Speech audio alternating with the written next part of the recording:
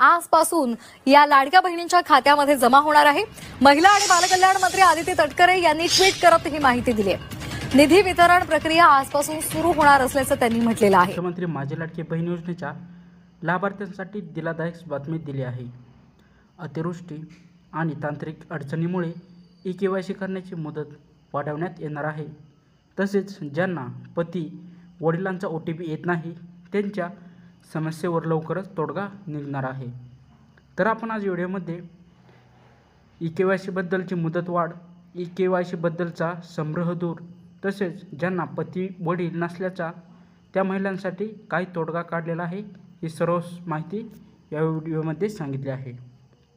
तर मुख्यमंत्री माझी लाडकी बहीण योजनेत राज्य शासनाने पूर्णपणे पारदर्शकता आणण्यासाठी ई-केवायसी प्रक्रिया सुरू केली आहे।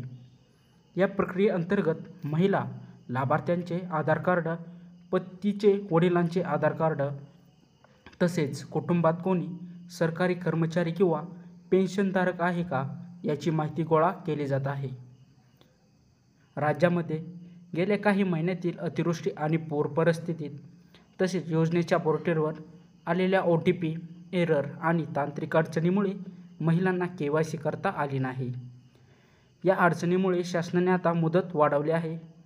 ई-केवायसीची पुढील मुदत 15 दिवसांची वाढवून साधारणपणे डिसेंबर महिन्याच्या पहिल्या आठवड्यात किंवा त्यापुढेही वाढवण्यात येणार असल्याचे सांगण्यात आले आहे।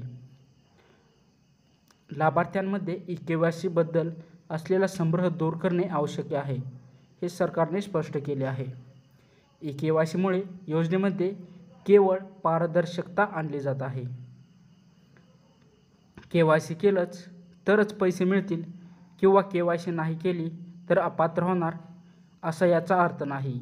योजनेच्या मूळ निकषांमध्ये न बसणाऱ्या महिलांना ई-केवायसी नंतरही अपात्रच राहणार आहेत। ज्या पात्र महिलांची पडताळणी पूर्ण झाली आहे आणि ज्यांचे हप्ते पूर्वी बंद झाले होते त्यांना आता त्यांचे थकीत असलेले हप्तेसुद्धा या योजनेअंतर्गत देण्यात आलेले आहे। महत्त्वाचं म्हणजे पती किंवा वडील नसल्याचे महिलांसाठी काय तोडगा काढला आहे, तर ज्या महिलांना ई-केवायसी करताना मोठी अडचण येत आहे त्यांच्यासाठी शासनाने दखल घेतली आहे। बाधित महिला, विधवा, घटस्फोटित महिला किंवा ज्यांना पतीचे वडिलांचे आधार कार्ड OTP नंबर मिळत नाहीत अशा महिलांना KYC करताना अडचणी येत आहेत।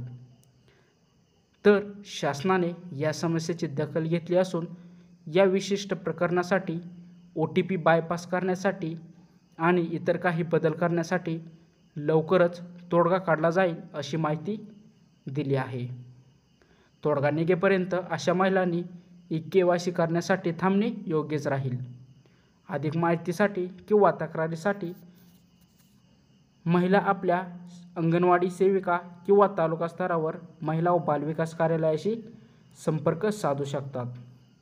ही महत्त्वाची माहिती तुमच्या परिचितातील सर्व महिलांपर्यंत नक्की पोहोचवा।